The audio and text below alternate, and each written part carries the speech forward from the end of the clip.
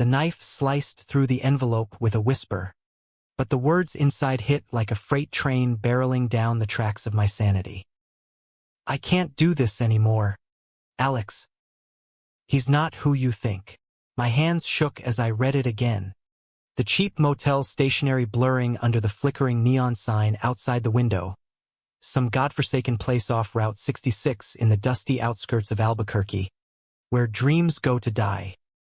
And just like that, the man who'd haunted my nights for months, the one whose touch felt like salvation in the dead of night, vanished, leaving me with a note that cracked open a world I never knew existed. I crumpled the paper and hurled it across the room, my chest heaving like I'd just run from the cops. Jonathan. His name echoed in my skull, a ghost that wouldn't quit. We'd met in that god-awful freshman seminar at NYU, Intro to American Lit, where the prof droned on about Whitman like he was reciting the phone book.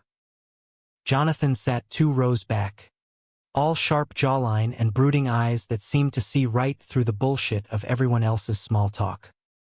He didn't say much, but when he did, it landed like a gut punch, witty, cutting, real.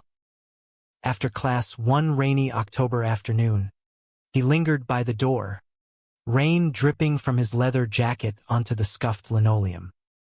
You ever feel like Leaves of Grass is just code for fuck it? Life's a mess, he'd asked, smirking like he owned the secret to the universe.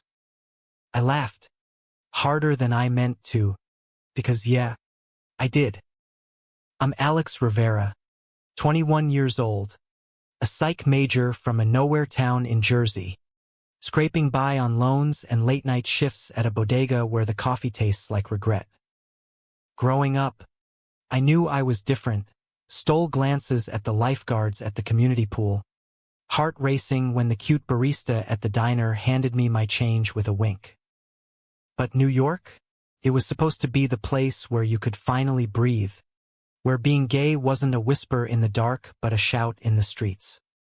Still, I kept it locked down tight, afraid one wrong move would shatter the fragile normalcy I'd built.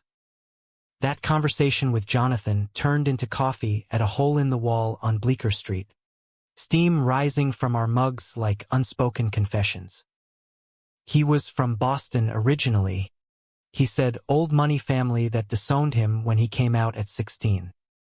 They shipped me off to boarding school like I was a bad habit, he muttered, stirring his black coffee with a spoon that clinked too loud against the ceramic. His voice had that East Coast edge, clipped and confident, but there was a vulnerability in the way his fingers drummed the table, like he was always one beat away from bolting. By the end of the week, we were inseparable. Study sessions in the library that bled into midnight walks through Washington Square Park, where the jazz buskers played saxophone solos that tugged at something deep in my gut. Jonathan had this way of touching me, casual at first, a hand on my shoulder when he laughed at my dumb jokes, fingers brushing mine when we passed a joint under the arches. But it escalated, electric and inevitable. One night, after a party in the village where the air reeked of weed and cheap tequila, we stumbled back to my cramped dorm in the East Village. The room was a disaster. Posters of Basquiat peeling off the walls, textbooks piled like Jenga towers. But when he kissed me, it was like the city held its breath. His lips were soft, tasting of salt and desperation, and I melted into him, hands fisting in his shirt as we backed toward the bed. Alex, he whispered against my neck, voice rough like gravel under tires.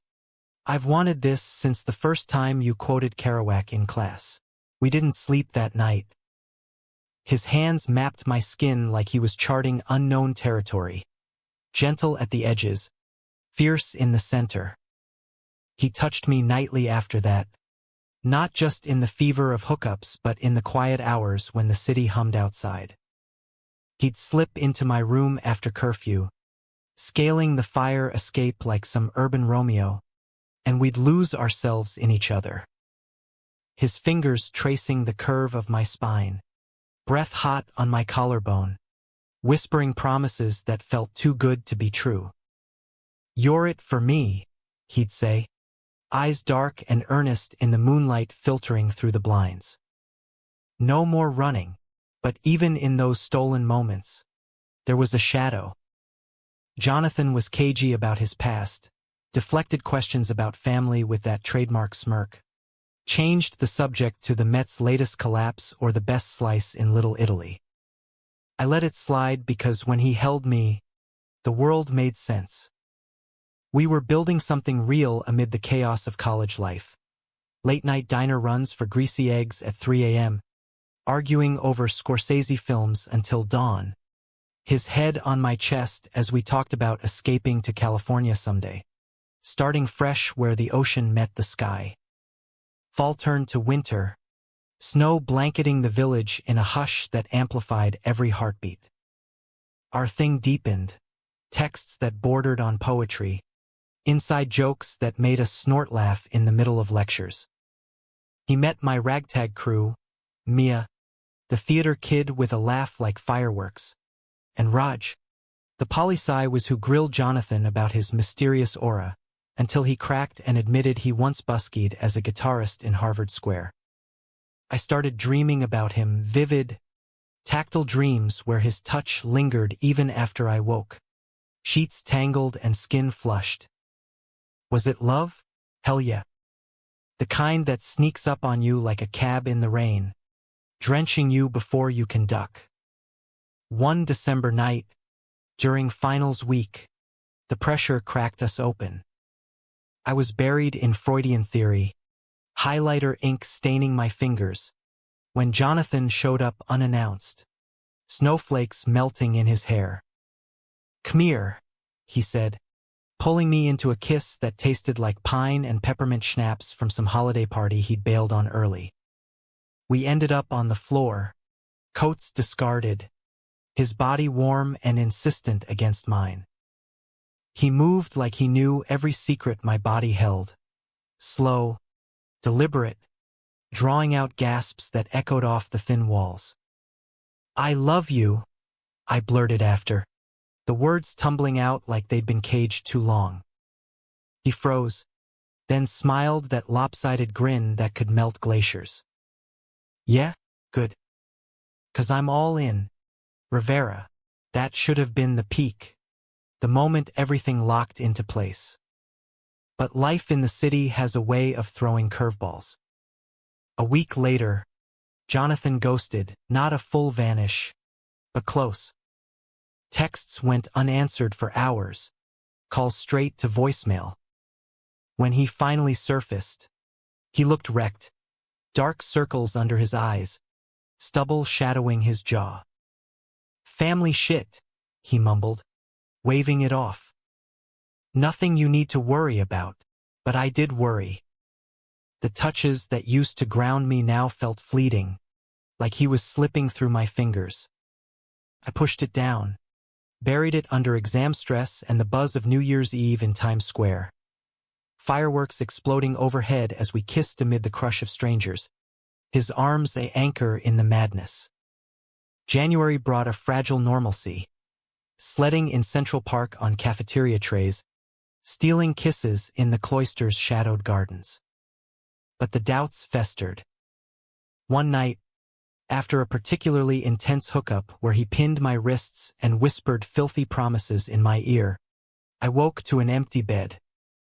His side was cool, the fire escape silent. A note on the pillow, "Had to run. Back soon. Love you." My heart twisted.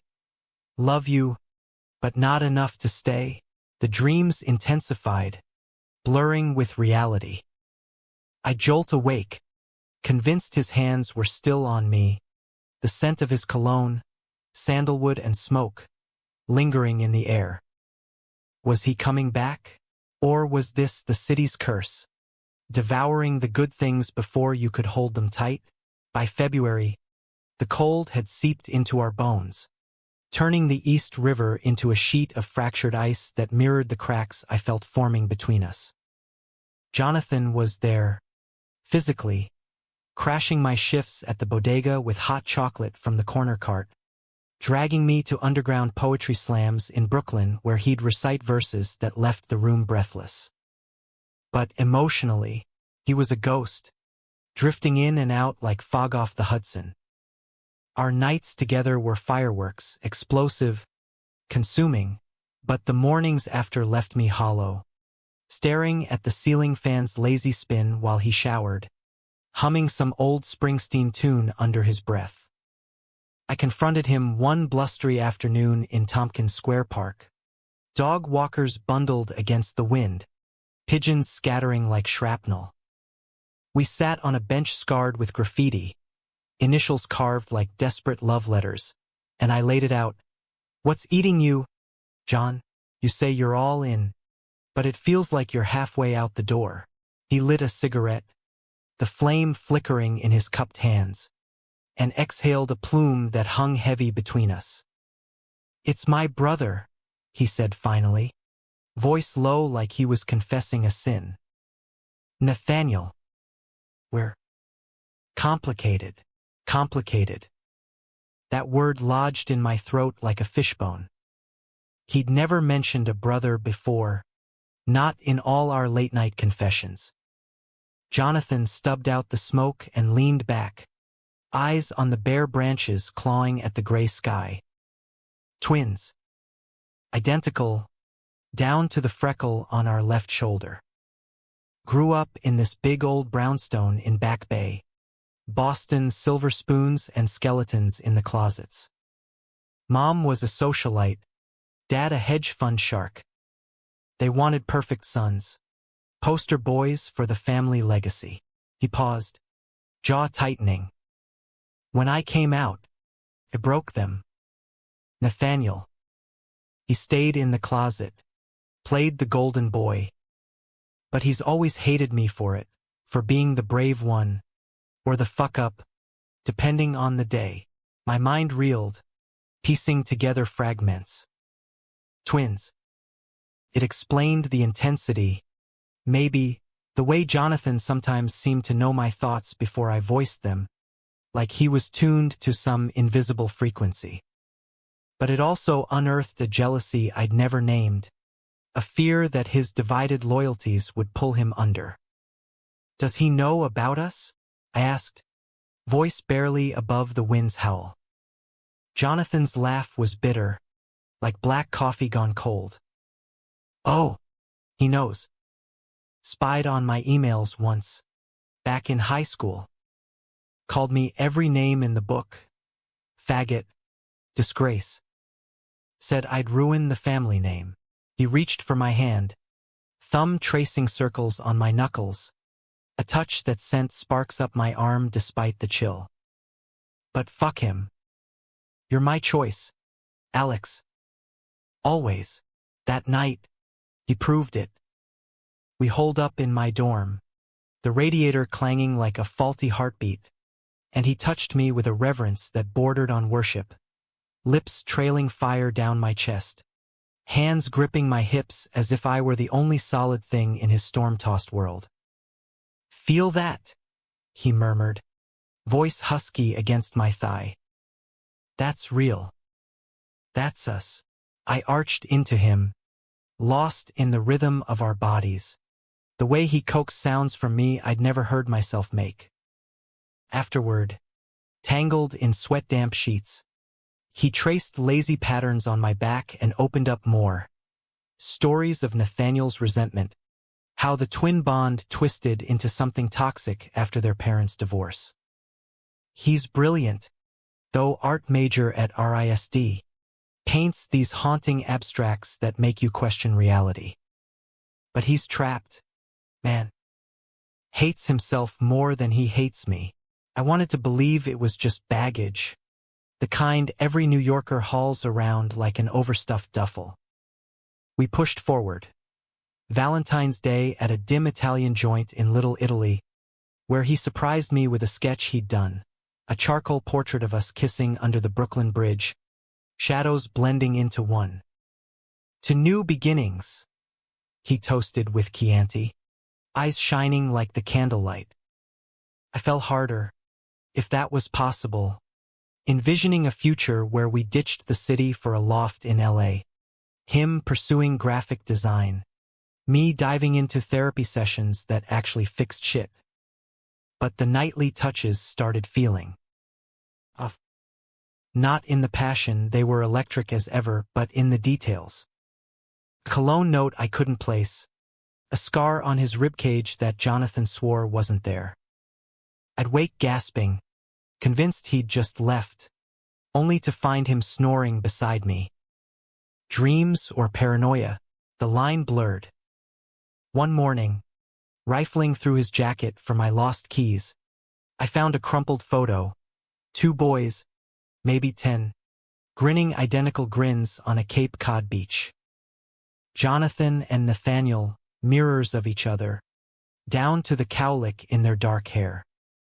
I shoved it back, heart pounding, but the seed was planted.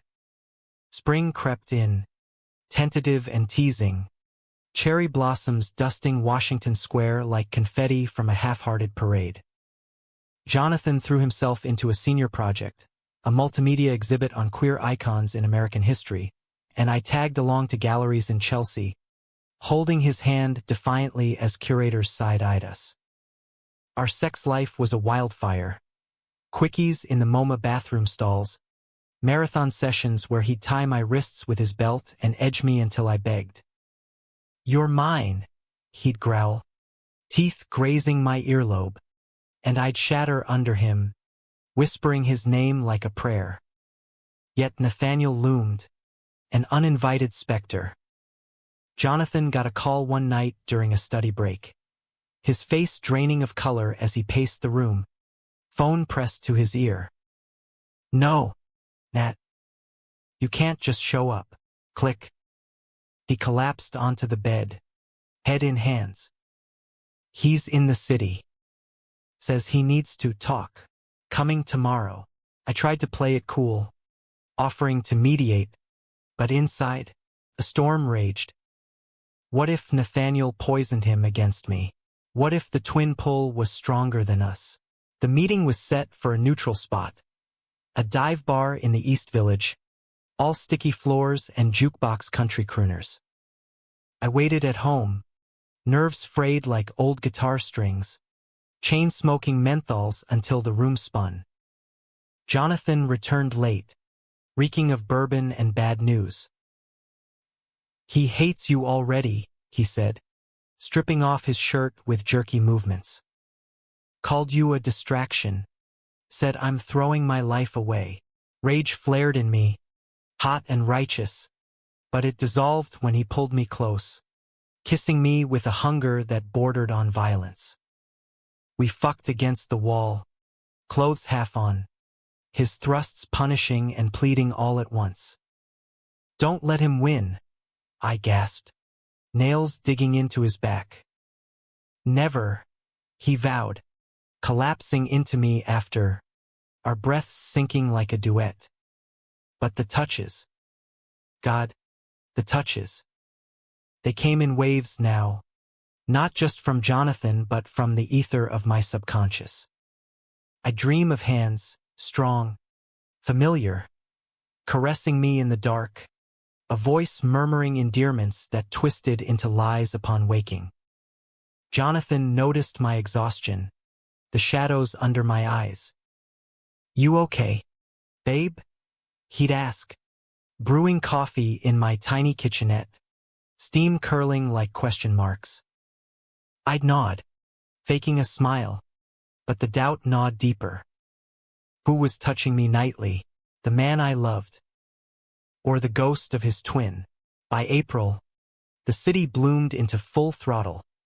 Tulips rioting in window boxes, street vendors hawking pretzels that burned your tongue. Jonathan's exhibit opening was a triumph. The gallery packed with hipsters and critics, his installations holographic Walt Whitmans embracing shadowy lovers, drawing murmurs of genius. I stood in the corner, beaming like a fool, until I saw him, Nathaniel. He slunk in like a shadow, identical to Jonathan down to the faded Red Sox tee, but his eyes colder, sharper, like chips of obsidian, locked on me across the room. He approached during the toast, champagne flute in hand, a smile that didn't reach his eyes. "So you're the one," he said, voice a perfect echo of Jonathan's, laced with something venomous. "Heard a lot about you, Alex."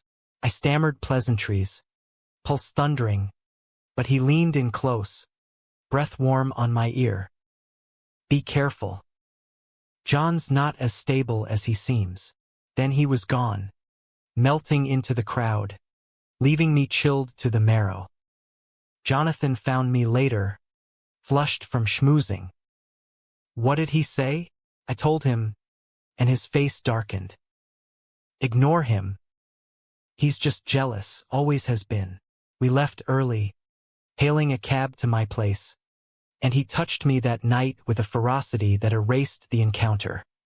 Fingers delving deep, mouth claiming every inch until I was a puddle of need. "Only me," he chanted, like a mantra against the dark. But as I drifted off, sated and spent, a whisper slithered through my mind. Only me? Or us? The dreams escalated into nightmares. Twin hands, indistinguishable, one gentle, one grasping. I woke screaming once, Jonathan bolting upright beside me. "Alex? What the hell?" He held me as I shook, but his touch felt foreign, off by a millimeter. Paranoia? Or premonition? The city, with its endless sirens and skyscraper secrets, seemed to mock me. Little did I know, the shatter was coming, swift and merciless as a summer squall. May unfurled like a bad bet, humid air thick as regret, the kind that sticks to your skin and sours your mood. Finals loomed, a guillotine over our necks, but Jonathan and I carved out pockets of escape. Picnics on the High Line with stolen wine, his head in my lap as freighters horned on the river below. "After graduation," he promised, fingers interlaced with mine, we hit the road. Route 66. Baby, Chicago blues, Grand Canyon sunsets, all the way to the Pacific. His eyes sparkled with that boyish fire, and I clung to it, willing to ignore the fraying edges. Nathaniel didn't vanish after the gallery. He lingered like a bad hangover. Random texts to Jonathan's phone, "We need to talk, bro." For real this time. That he'd delete with a curse. I caught him staring at his reflection once in the bathroom mirror, tracing the line of his jaw as if searching for differences. "You ever wonder if we're the same person split wrong?" he muttered, half to himself. Chilled me, that existential drift, but I played therapist, pulling him close for a slow grind that ended with us slick and spent on the tile floor. "We're us," I insisted, kissing the scar, that damn scar I'd glimpsed in dreams. He laughed it off, but his grip tightened, possessive. The breaking point hit on a muggy Thursday, the kind where thunder rumbles but never delivers rain. I was grinding through a paper in the library's cavernous reading room, stacks towering like judgmental monoliths, when my phone buzzed. Unknown number, meet me. Washington Square Arch. Now. Heart slamming. I bolted, dodging tourists and buskers, arriving breathless under the marble monument's shadow. Nathaniel waited, leaning against the arch like a fallen angel, cigarette dangling from lips that mirrored Jonathan's perfection. "You're a hard man to pin down," he said, flicking ash with casual disdain. Close. The resemblance was eerie. Same tousled waves, same lithe build honed from years of crew team in prep school. But his vibe? Poison ivy wrapped in silk. "What do you want?" I demanded, arms crossed against the unease prickling my spine. He stepped closer, invading my space with that twin scent, sandalwood, now laced with something sharper, like betrayal's aftershave. To warn you, John's not telling you everything. His voice dropped, confidential, like we were co-conspirators. Our family's fucked, Dad's cancer, Mom's pills.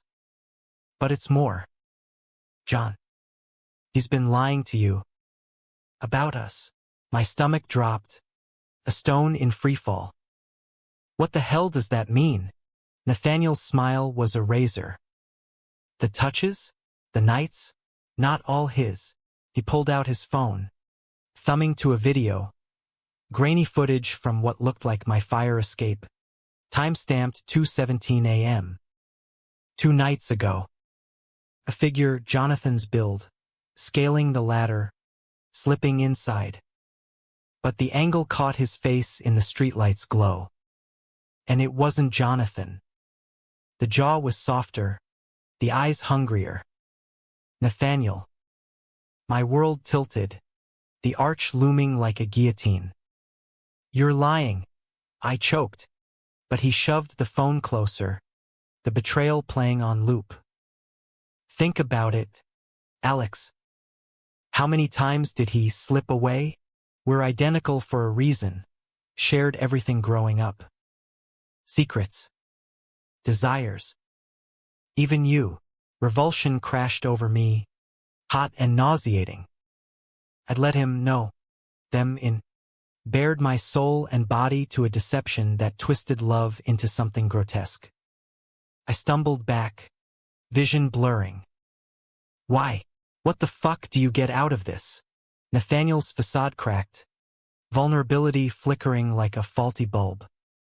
Because he gets to be free, and I don't. He came out, got the applause, the life.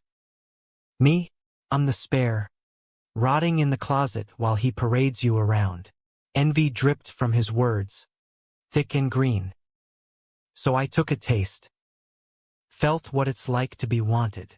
Fury ignited, white hot. I lunged, fist connecting with his jaw in a crack that echoed off the stones. He reeled, blood blooming on his lip, but didn't fight back, just laughed, a hollow sound that curdled my blood. Tell him, I snarled, backing away. Tell him everything, you sick fuck. I ran then, legs pumping through the park's green haze, chest burning as if I'd inhaled glass. Straight to Jonathan's off-campus apartment in Alphabet City, a walk-up with peeling wallpaper and dreams pinned to the fridge. He answered shirtless, paint smudges on his chest from a late-night canvas session, surprise melting into concern. Alex, what's wrong? I shoved past him, words tumbling like vomit. The meeting, the video, the touches that weren't his. His face cycled through shock, denial, rage mirroring mine. That's impossible, he breathed, but doubt crept in, poisoning the air. We tore through his phone, his journals, nothing. Then he froze, eyes widening. The scar. You mentioned it last week. I don't have one. The truth uncoiled like a snake in the garden. Nathaniel had been the intruder, the phantom lover, slipping in during Jonathan's absences, exploiting the twin bond to steal moments. Jonathan's absences, orchestrated late family calls, that were really Nathaniel's manipulations, drawing him out. He texted me tonight, Jonathan whispered, showing the message. Need you at the old spot. Emergency. The old spot, their childhood hideout, a derelict warehouse by the Mystic River. But here, a fabricated lure. Betrayal's blade twisted deeper. Not just Nathaniel's deceit, but Jonathan's blindness, his failure to see the rot in his own blood. How could you not know? I yelled, tears scalding my cheeks. We're identical, but I'm me. He shot back, voice breaking. He was my brother, Alex. My other half. I trusted. The fight spilled out, accusations flying like shrapnel, love curdling into grief. I stormed out, slamming the door on his pleas, wandering the streets until dawn painted the skyline pink, a cruel mockery of renewal. Days blurred into a haze of avoidance. Classes skipped, calls ignored, the bodega shift where I robotically rang up lotto tickets while numbness spread like frost. Mia dragged me to a drag brunch in Hell's Kitchen, Queen's lip-syncing gaga with sass that almost cracked my shell. But Jonathan's texts pierced through. Please. Let me explain. I deleted them, but the dreams persisted, haunted now by dual faces, touches that mocked my naivety. Nathaniel reached out once, a voicemail slurred with whiskey. You punched good, kid. But run while you can. John'll break you like he broke me. Delete. Jonathan's next move was bolder. Showing up at my dorm with coffee and that sketch from Valentine's, edges frayed from his grip. I confronted him, he said, voice raw as he stepped inside uninvited. In the alley behind the bar. He admitted it, said he envied us so much he had to be us. For a night. Just one, he swears. But, fuck, Alex, it doesn't matter. I failed you. We really talked, for hours, the room shrinking to just us on the futon, knees touching like a lifeline. He wept, ugly sobs that shook his frame, confessing the guilt of surviving his family's fallout while Nathaniel drowned. He's getting help now, therapy. The works. But me, I need you to forgive, or at least stay. His hand hovered, tentative, and I took it, the contact a spark in the void. Not absolution, but a start. That night, he touched me, slow, reverent, mapping scars both seen and unseen. Only me, he whispered, and this time, stuck. But the shockwaves lingered, rippling through our summer plans. Graduation caps sailed into the humid June air at Yankee Stadium. Jonathan's name called with a whoop from our rowdy section. Diplomas in hand, we packed a beat-up Subaru with dreams and doubts, hitting I-80 westbound. The road unspooled like a therapy session. Cornfields whispering forgiveness, motels where we reclaimed our nights with tentative passion. Nathaniel faded to a postcard working on me. Love, Nat. A bridge not burned, but reinforced. By July, in a dusty motel off I-40, the envelope arrived. Jonathan's hands trembled as he read it aloud, voice cracking on the final line. Nathaniel's confession, full and unflinching. The envy, the theft, the self-loathing that birthed it all. He's not coming back, Jonathan said, crumpling it. Not like before. I pulled him close, our bodies aligning like puzzle pieces reforged. The touch was ours, undeniable, untainted. In the neon glow, with Route 66 humming outside, we began again, two souls stitched from betrayal's cloth, stronger for the tear. The southwest sun baked the asphalt into a shimmering mirage, turning our westward trek into a fever dream of redemption. We blasted the replacements from the car's tinny speakers, windows down to let the wind whip away the remnants of New York's grime. Jonathan drove, one hand on the wheel, the other tracing idle hearts on my thigh, touches that now carried weight, deliberate anchors against the drift. Oklahoma next, he'd say, pointing to a faded sign for some roadside diner promising world's best pie. We'd stop, devour cherry slices under fluorescent buzz, and talk about everything. The twin bonds' double-edged sword. How Nathaniel's sabotage had forced us to confront our own fractures. Mine ran deep, trust issues from a dad who bailed when I was 12, leaving Mom to sling doubles at the diner while I raised my little sister. "I get why you punched him," Jonathan said one night in a Tulsa motel, his fingers combing through my hair as lightning forked the prairie sky. "Hell, I wanted to." We made love under the storm's roar, bodies slick and urgent, reclaiming agency in each thrust, each gasp. His eyes locked on mine, no shadows between us. "I see you, Alex. All of you." It was poetry, raw and American, two guys on the lam from their pasts, chasing a horizon that promised reinvention. But the road has a way of unearthing buried landmines.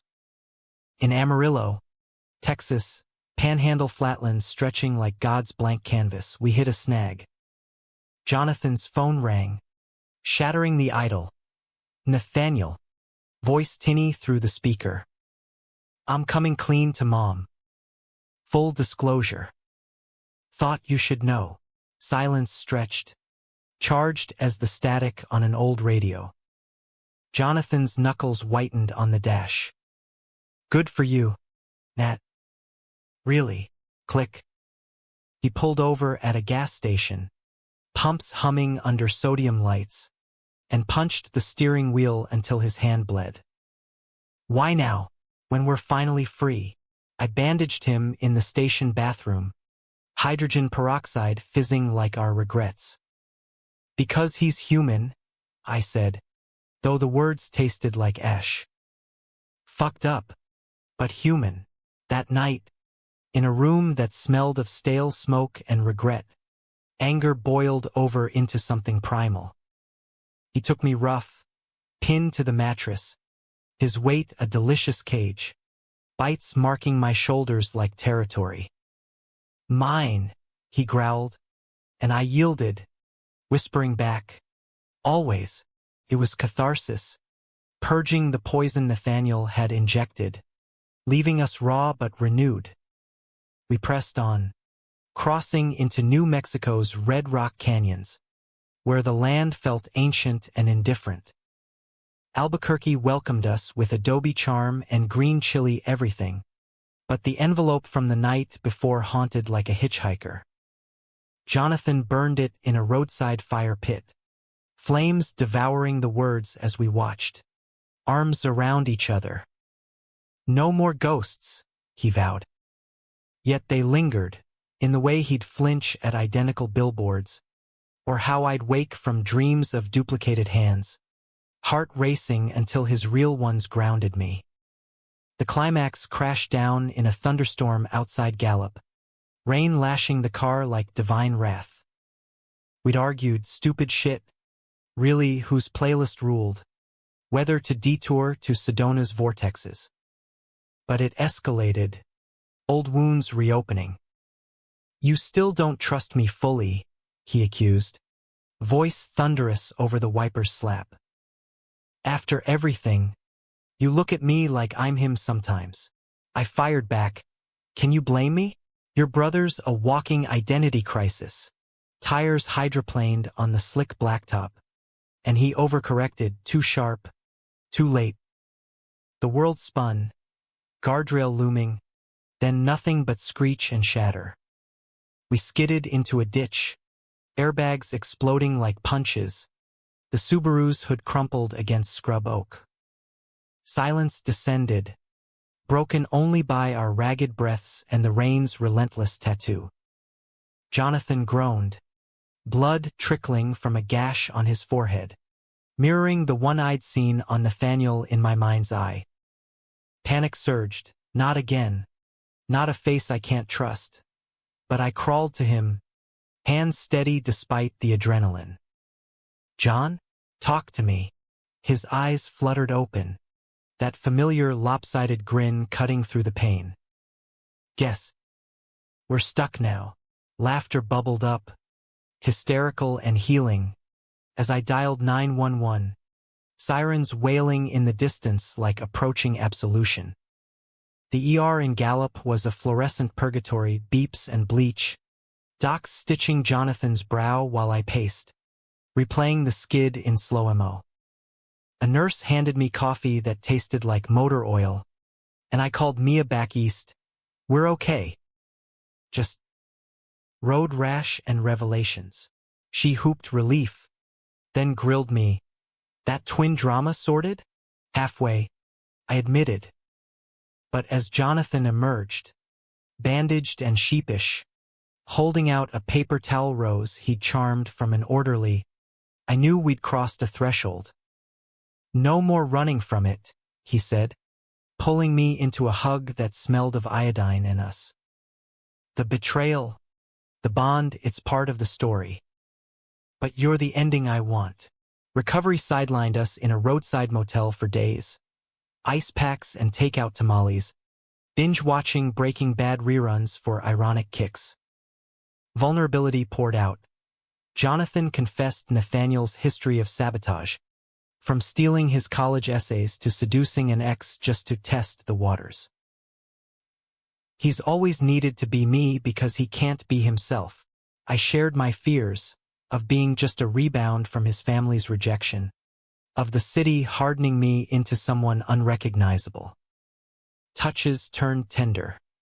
Lazy mornings with his fingers carding my hair, evenings where he'd sketch me napping, capturing the vulnerability I'd hidden.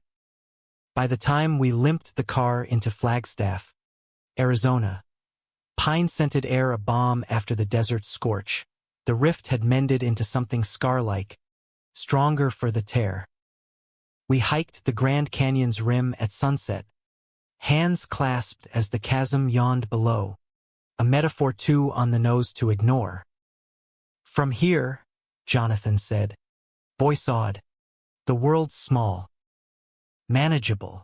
I kissed him, salt lip and starlit, the touch electric with promise. No phantoms, just presence. California beckoned, golden and forgiving. In a Santa Monica beach bungalow rented on a whim, waves crashing like applause, we unpacked not just clothes but ghosts.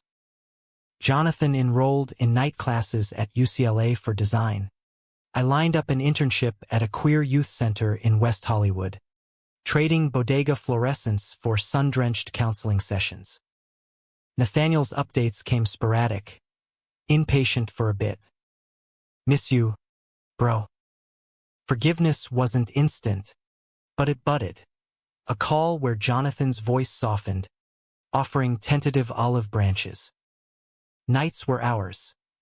Bonfires on the sand where he'd strum guitar, voice husky on Dylan covers, pulling me onto his lap for slow dances that ended in the surf, clothes discarded to the tide. His touches, now sacred, explored with the intimacy of survivors, fingertips ghosting over my tattoos, mouth mapping freckles like constellations. I love you, he'd say, not as plea but fact, and I'd echo it back, bodies entwining under Pacific stars.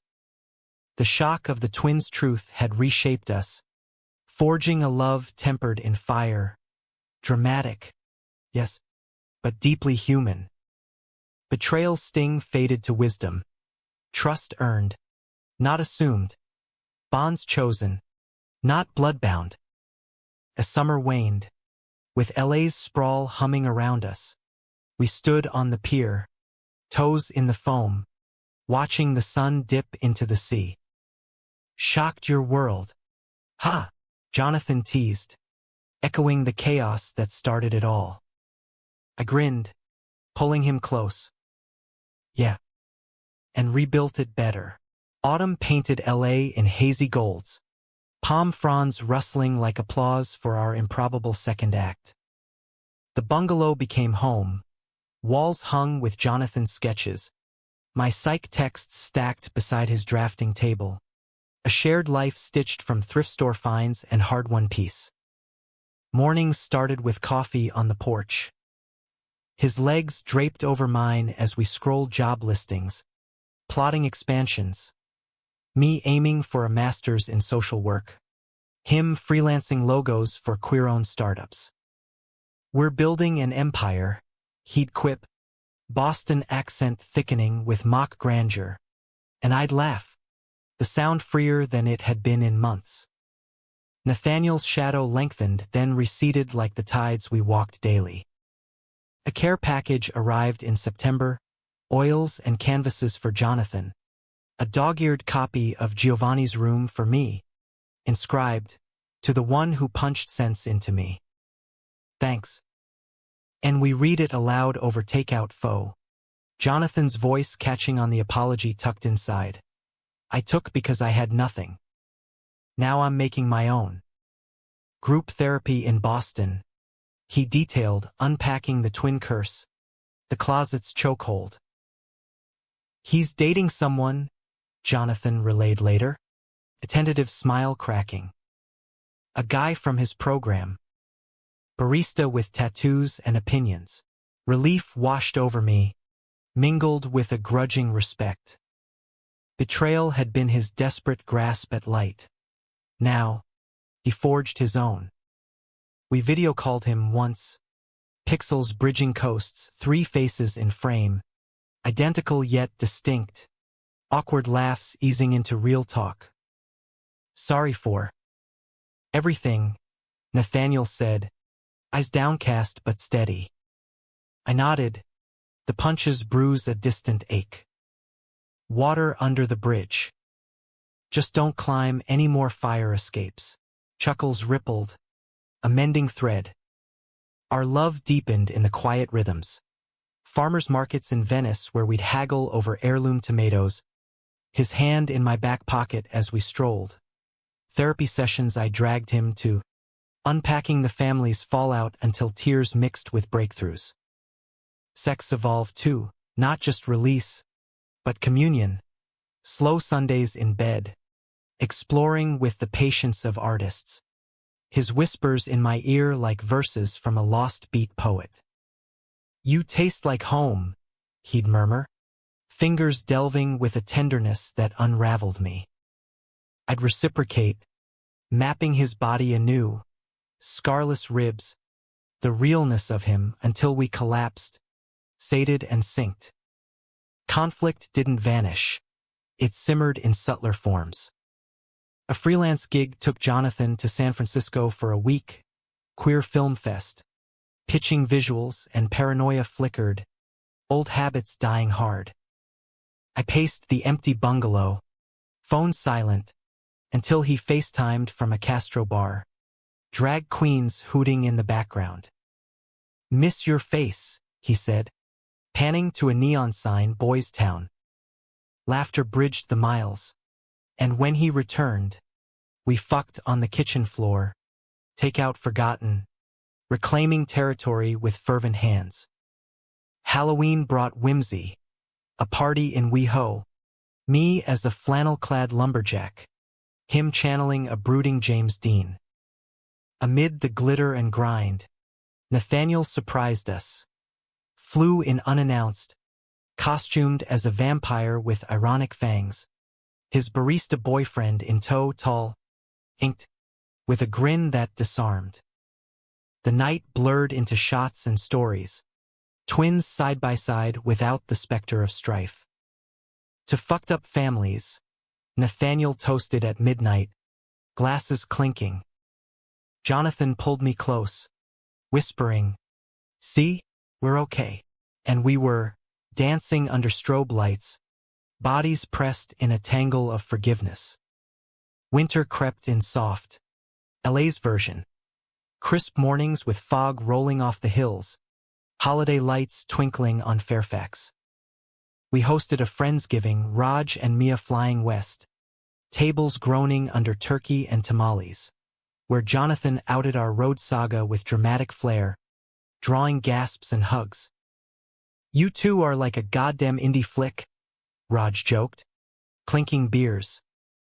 Nathaniel joined via Zoom, his face fuller, happier, toasting from Boston snow. The betrayal? A plot point. Not the ending, fuel for growth. Not graves. Come Christmas, we drove to Big Sur, winding cliffs hugging the sea, redwoods whispering ancient secrets. In a cabin perched on the edge, with waves crashing below like a symphony, we exchanged gifts. A leather-bound journal for his sketches from me, a vintage Polaroid for our adventures from him.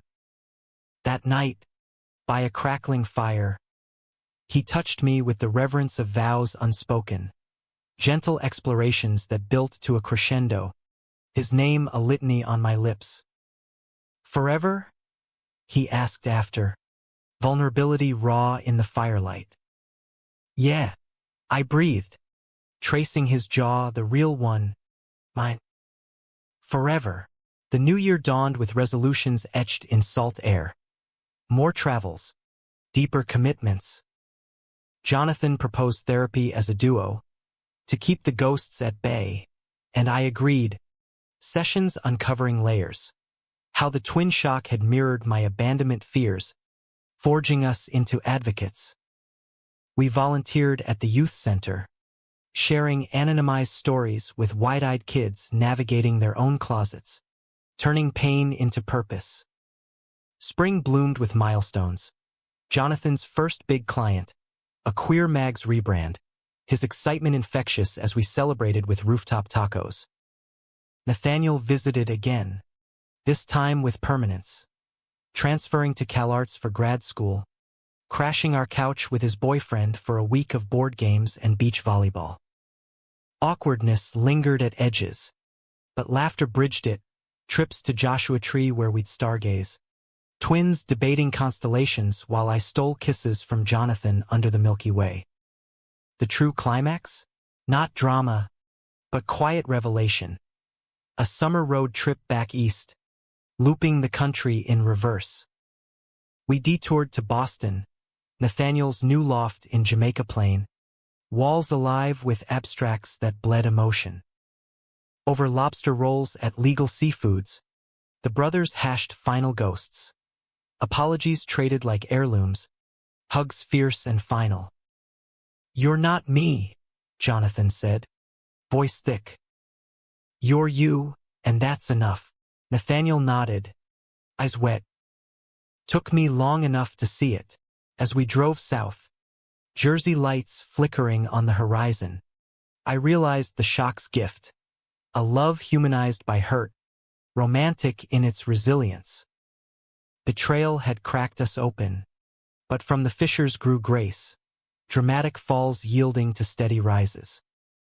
Back in LA by fall, with rings glinting on tentative fingers, not marriage.